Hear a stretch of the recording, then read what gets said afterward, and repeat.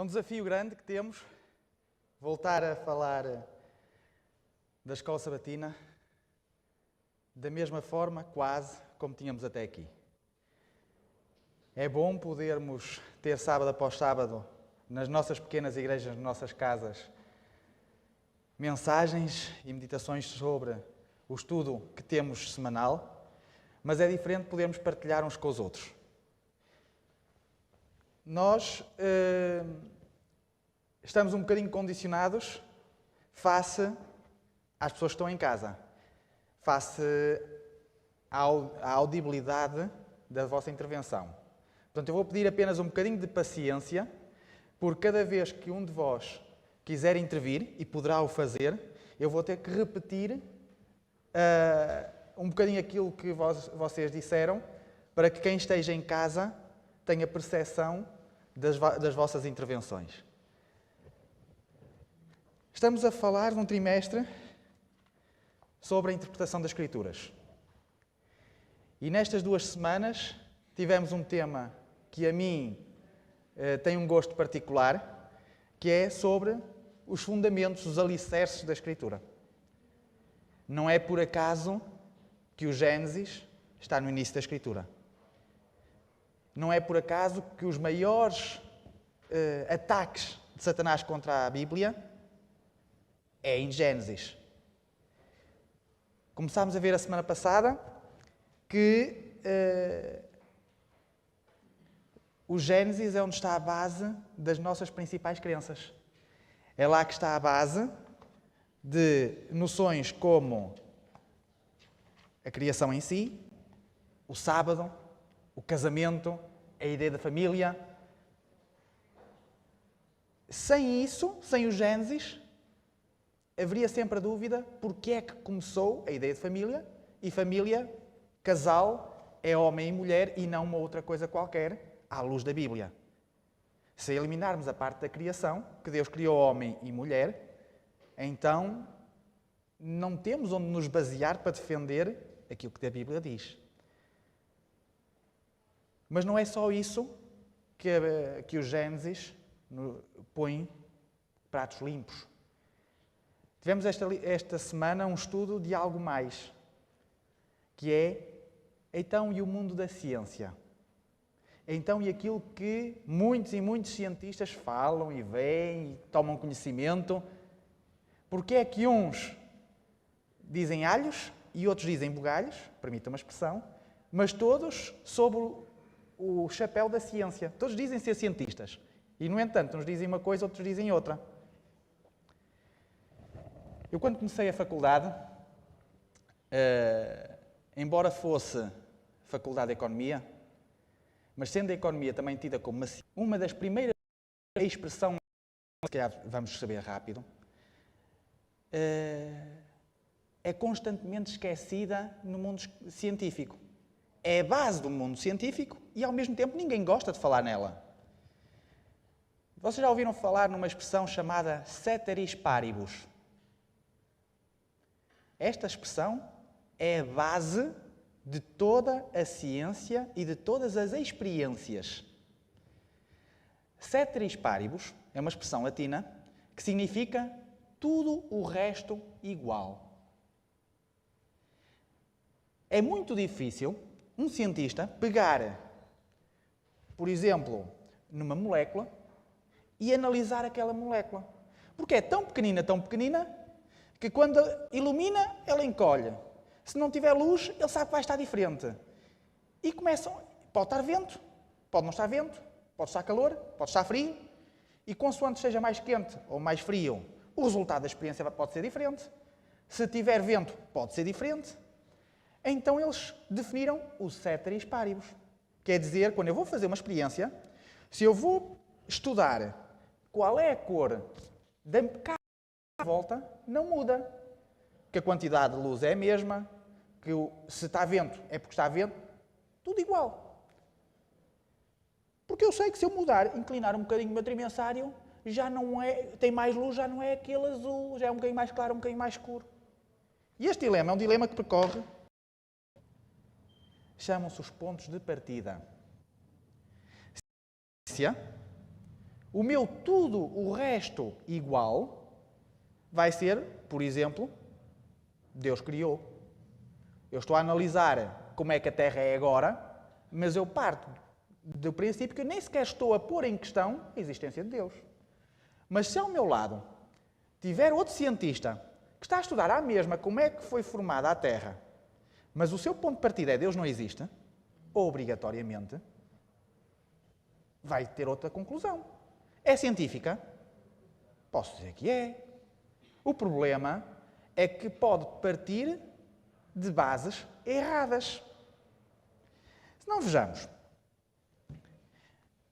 a Bíblia, o nosso trimensário, na semana passada, falava, nomeadamente, dos dias da criação. Que os dias da criação são dias literais. Onde é que está aqui a pôr em causa a Bíblia? Se eu partir do meu pressuposto que a Bíblia é uma história de fantasia, que não é palavra inspirada, então realmente eu estou livre de pensar, portanto pode ser literais como pode não ser. Agora, se eu partir do pressuposto que Deus existe e que isto é a mensagem de Deus, então eu vou com a ciência encontrar provas que realmente assim foi. Se não vejamos, mais uma vez,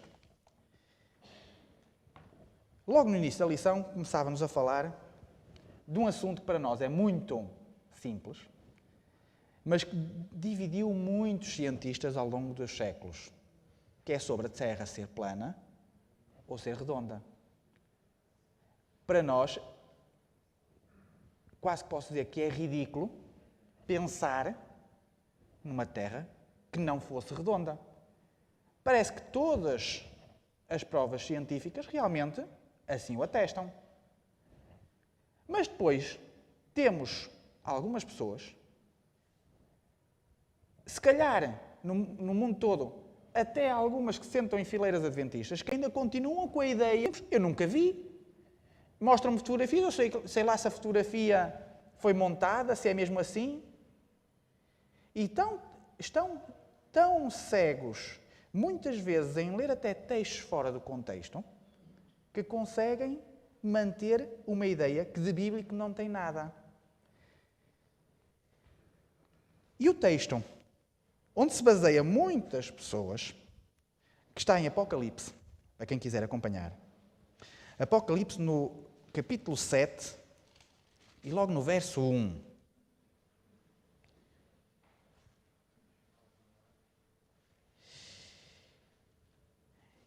Começa a dizer assim: depois disto, vi 4 anjos em pé nos 4 ventos da terra. Ou em algumas versões, nos 4 cantos da terra. Bem, o que é que tem cantos? Cantos. Tem um quadrado, um retângulo. Aí há cantos.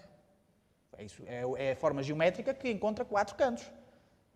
Então como é que eu posso dizer que a Terra é redonda se aqui o Apocalipse diz que a Terra tem cantos? E há pessoas que agarram-se a este texto solto, isolado, para dizer, não, a Bíblia diz que a Terra não é redonda. Onde é que está aqui o erro? O erro é o tal ceteris paribus. Eu olhar uma coisinha pequenina e assumir que o meu todo, aqui diz que é cantos, o resto há de dizer tudo igual. Mas se eu pegar neste mesmo texto e agora começar a dizer, isto está em Apocalipse, o Apocalipse é um livro profético com linguagem figurada. Quando eu começo a dizer isto, então vou dizer, para lá, então estes 4 cantos são literais ou é mais uma imagem? Se não vejamos, aqui em Espinho nós temos uma sala que se chama o Visionário. Aqui em Espinho não, na feira, e aqui é o Planetário. Peço desculpa, não temos o Planetário. O Planetário é um espaço que projeta imagens do céu, nomeadamente, e pequenos filmes, e que é uma esfera. E agora estou lá dentro e vou dizer assim, olha, eu perdi lá umas chaves, eu procurei-as por todos os cantos e não as encontrei.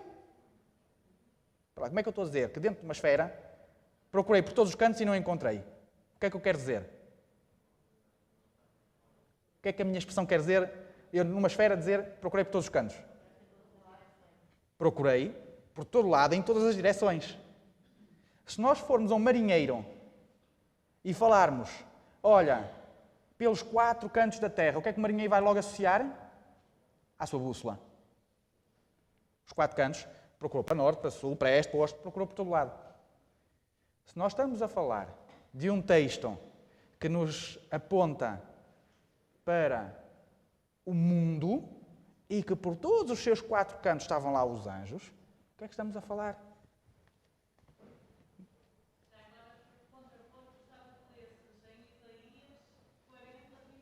Exatamente. Temos o contraponto em Isaías 40, 21, 22. Podemos lá ir, sim senhor.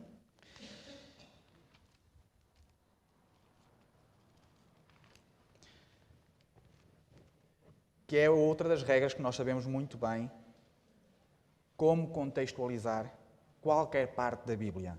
Um bocadinho daqui, um bocadinho dali. Porque se um só Deus... Lá vamos aos pontos de partida. Se um só Deus escreveu a Bíblia, inspirou a Bíblia, então não vai haver diferença. Porquê? Porque se porventura Deus mudasse, então não era Deus. Isto é a regra do absurdo. Quando nós tivermos dúvidas sobre algo, levemos esse algo até ao absurdo. Porque vamos chegar à conclusão que aquilo que não pode ser, não encaixa no resto do contexto, vai acabar em coisas que não fazem sentido. Então vejamos. Isaías 40 e o 22, referindo-se a Deus, Ele é o que está assentado sobre a redondeza da terra. Como dizia... Como era dito? Redondeza. E temos em Jó, não vamos lá passar, mas se fôssemos a Jó 26, 7, vai falar que foi Deus que suspendeu o norte sobre o nada. Ou seja, que na sua criação não há, como diziam os hindus, elefantezinhos a segurar uma terra plana. E agora digo-vos assim, para aquela pessoa que me diz que não vê, que nunca viu a terra plana, nunca viu uma fotografia, não sabe se aquilo é real, se não. Digam-me só uma coisa. Quando eu me afasto de algo, eu vejo a coisa a ficar mais pequena ou vejo a coisa a descer? Parece que vai ficando mais pequeno. Porque eu vou-me afastando e como a minha visão não alcança, vai ficando mais pequeno. Agora pergunto-vos assim, eu estou à beira do mar e um navio vai desaparecendo no horizonte. A partir de um certo momento, ele começa a ficar mais pequeno ou começa a descer? É que a partir de um certo momento, eu só vejo a parte, ainda vejo o navio, mas só vejo a parte de cima. Por que será? A redondeza da terra. É isso que... E muitas vezes nós somos capazes de levar as coisas para o abstrato e falta-nos conversar assim um bocadinho mais direto sobre coisas que qualquer um pode ver e chegar às suas conclusões. Agora, mais do que esta parte apenas da Terra ser plana ou não ser plana, que é uma coisa simples, pois temos uma parte muito mais forte e importante e que a lição nos abordava. E é quase uma história do que apareceu primeiro, o ovo ou a galinha. O que é que apareceu primeiro? Foi a história dos Gênesis escritos por Moisés ou foi a história de outros escritores contemporâneos ou mesmo mais antigos que Moisés que também relataram o acontecimento do surgimento do planeta? Havia uma necessidade muito forte, e sempre há e sempre haverá, uma necessidade de definir de onde é que nós viemos, qual é a nossa origem. E quando nós chegamos ao Gênesis, nós temos uma declaração clara de que nós estamos cá, não foi por um acidente, não foi por acontecer um cataclismo, mas sim porque alguém nos criou com um propósito e que foi o ser humano, pela sua não aceitação desse propósito, que fez o planeta degenerar. Inclusive, a dureza da sobrevivência veio por causa do pecado. Mas, já antes do Gênesis ser escrito, havia histórias, nomeadamente um livro chamado O Atrasis, que a nossa Escola Sabatina nos trazia esta semana, que relata uma versão alternativa dos acontecimentos. E em linhas gerais, tínhamos um conjunto de deuses, já não é um conjunto, que tinham muito trabalho. E porque tinham muito trabalho e a coisa estava a ficar difícil, então eles decidiram criar escravos. Mas como eles não conseguem criar do nada, porque isso não é compreensível, então vão matar um dos deuses mais pequenos e com o sangue dele, com matérias já existentes, vão formar um conjunto de seres humanos, não só um conjunto, para que sejam esses seres humanos a fazer o trabalho. E em linhas gerais, é assim que aparece a humanidade, na ordem deste Atrasis. Problemas que vêm daqui. Os deuses são egoístas. Os deuses só conseguem fazer da forma que eu consigo compreender. O ser humano que foi criado assim, foi criado com sangue de Deus. Ele é igual a Deus, porque é feito da mesma matéria. Estão a ver aqui a repetição das acusações de Satanás no céu? Deus não é justo.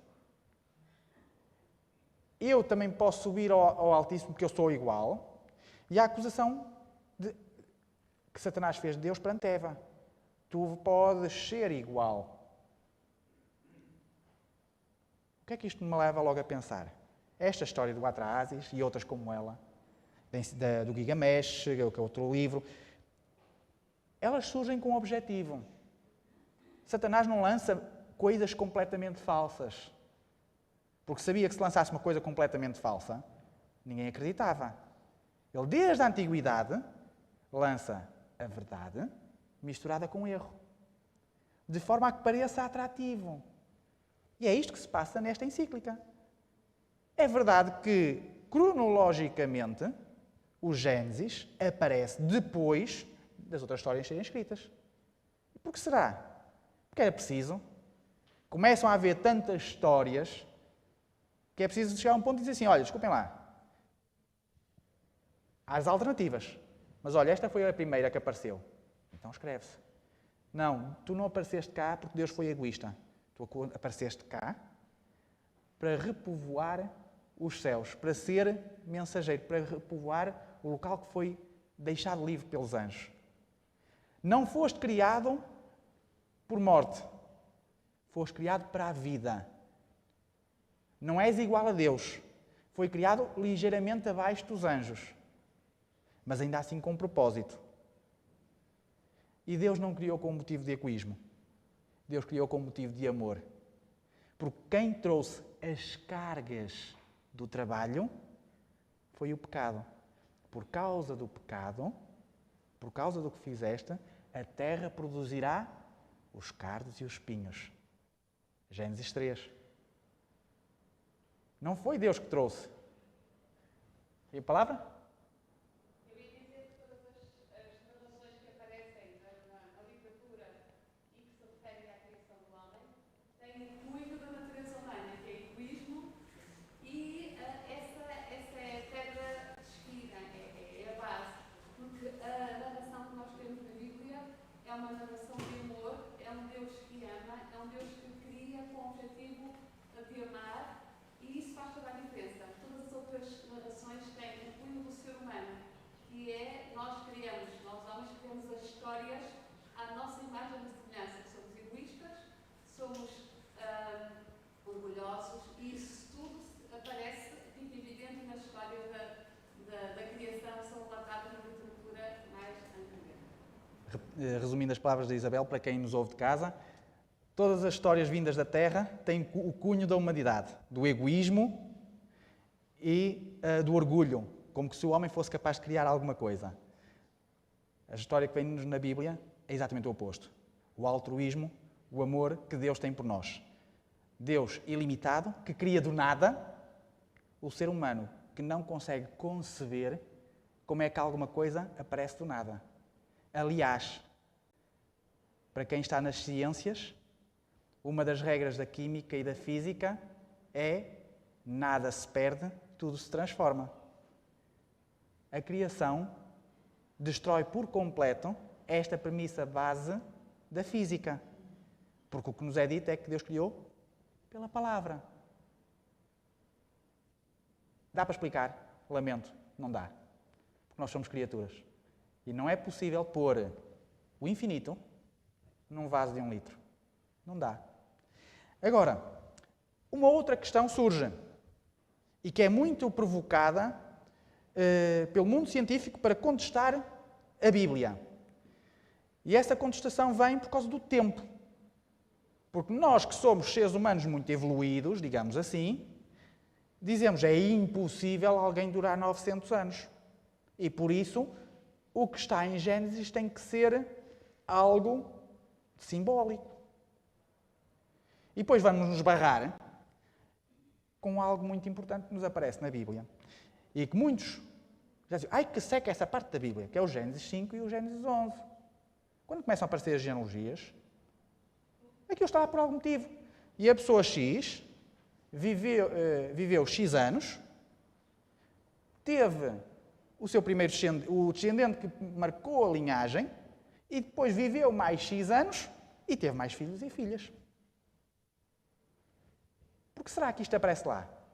De uma forma tão linear e simples. Porque era preciso não haver dúvidas. E mais, se houve coisa que eu aprendi com esta lição, é que mesmo no nosso meio, muitas vezes nós esquecemos da simplicidade das Escrituras. E complicamos as coisas. Nós temos... Querem saber a pergunta base para ver como isto é simples e nós complicamos? Nós temos como saber mais ou menos, aproximadamente, a data da criação? Segundo a Bíblia temos. Lamento. Nós não temos como saber quando entrou o pecado. Porque nós não temos como saber quanto tempo Adão e Eva demoraram no Jardim do Éden até pecar. No entanto, quando vamos ao início da genealogia que nos aparece na Bíblia, Adão viveu X anos e teve 7, viveu mais X anos e teve filhos e filhas, e todos os dias da vida de Adão foram... Desculpem lá.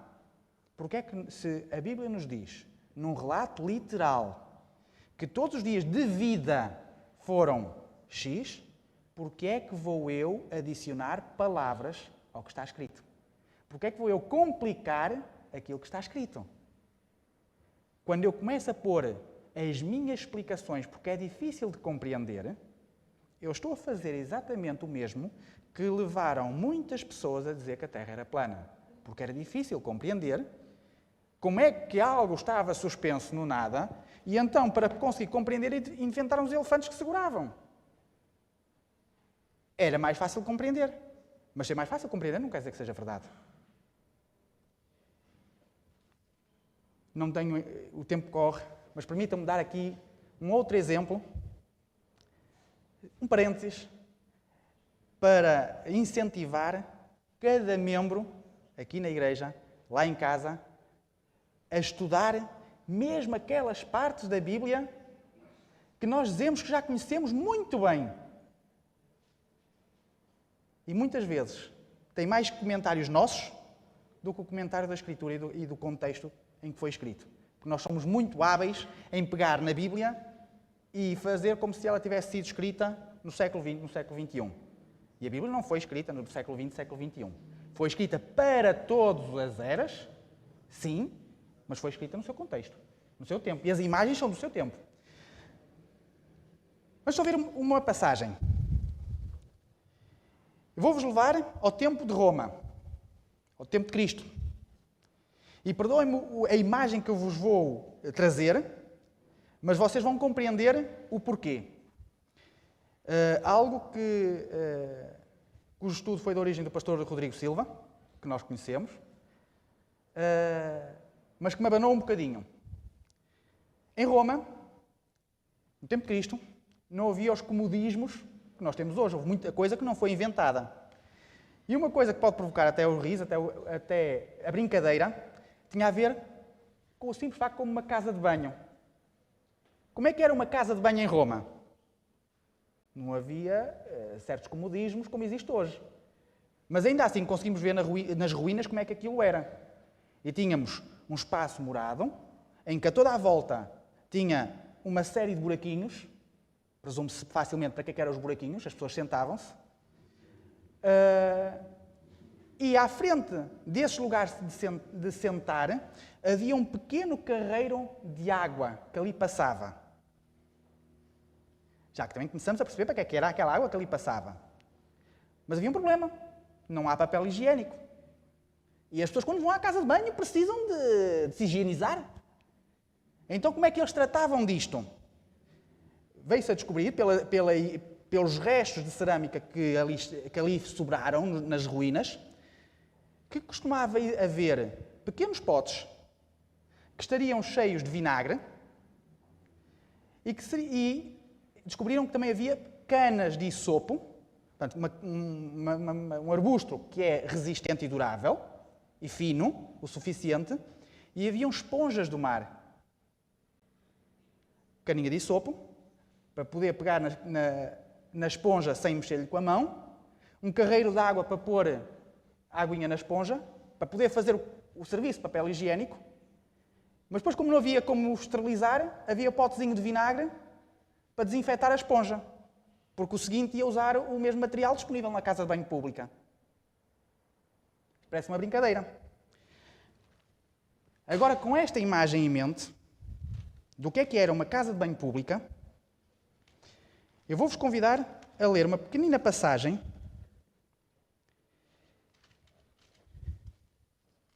em João, no capítulo 19, a partir do verso 28.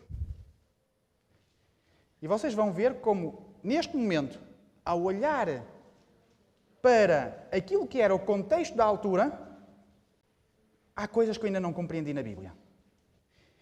E diz assim, em João, no capítulo 19, a partir do verso 28.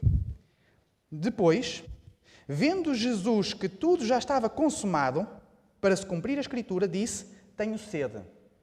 Sabemos qual é o contexto? Jesus está pendurado na cruz. E agora vamos ver o verso 29. Estava ali um vaso cheio de vinagre. Embeberam de vinagre uma esponja e, fixando-a num caniço de isopo, lhe a deram à boca. Quando, depois, Jesus tomou o vinagre, disse: está consumado. E, inclinando a cabeça, rendeu o espírito. Quantas vezes eu já ouvi dizerem que houve alguém que teve pena de Jesus naquele momento e lhe deu de beber. E quando me diziam isso, eu não compreendia a parte de a ligação disto a Cristo dizer: está consumado. Enoja? É verdade. Sabem porque é que enoja? Porque é o meu Jesus. Porque se fosse o Jesus do outro não fazia diferença nenhuma. Agora, quando é o meu Cristo, o meu Salvador, isto enoja. E sabem porque é que estava consumado? Porque naquele momento, e aqui vamos dar um salto à mensagem do Apocalipse, que vez após vez nos vai relatar o vaso da ira de Deus, o vaso da concupiscência da carne, o vaso foi dado a beber ao nosso Mestre do vaso do lixo do homem. Foi este tipo de esponja que lhe foi dado. Era esta a imagem. Quando Cristo precisava de alguma coisa que o confortasse, a única coisa que lhe deram foi o pior que podia existir naquele momento. E quando Cristo toma consciência que está tudo sobre Ele, toda a pecaminosidade do ser humano está sobre Ele, está consumado. Realmente Ele tomou sobre Ele toda a desgraça humana. E esta imagem eu trouxe só para vos dizer. Um verso tão simples que eu passei por tantas vezes por ele e para mim significou uma única coisa. Quando eu aceito este livro como uma verdade, como a verdade, a mensagem daquele que é a verdade, então eu vou encontrar nele de onde eu vim, para onde vou e o motivo pelo qual eu posso saber para onde vou. Eu só posso dizer que vou na direção do céu porque não tenho dúvidas que fui criado com propósito, não tenho dúvidas que foi necessário Deus vir a esta terra morrer por mim, que foi necessário que Ele recebesse sobre Ele o pior que eu conseguia imaginar e ainda assim, tal como a ovelha levada ao matadouro, não dizer uma palavra e sofrer tudo o que sofreu. A mesma Bíblia pode ser fonte de dúvida ou pode ser um alicerce para a minha fé. O desafio que eu deixo com lições como esta, tenhamos vontade de estudar. Tenhamos vontade de, mesmo naqueles textos que eu digo que já conheçam, estudar outra vez. Em espírito de oração, procurando o seu contexto.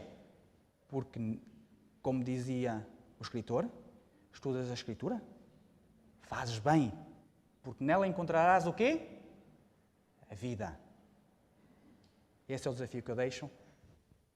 Para os irmãos que estão aqui, para os irmãos que estão em casa, um santo sábado na companhia do Senhor.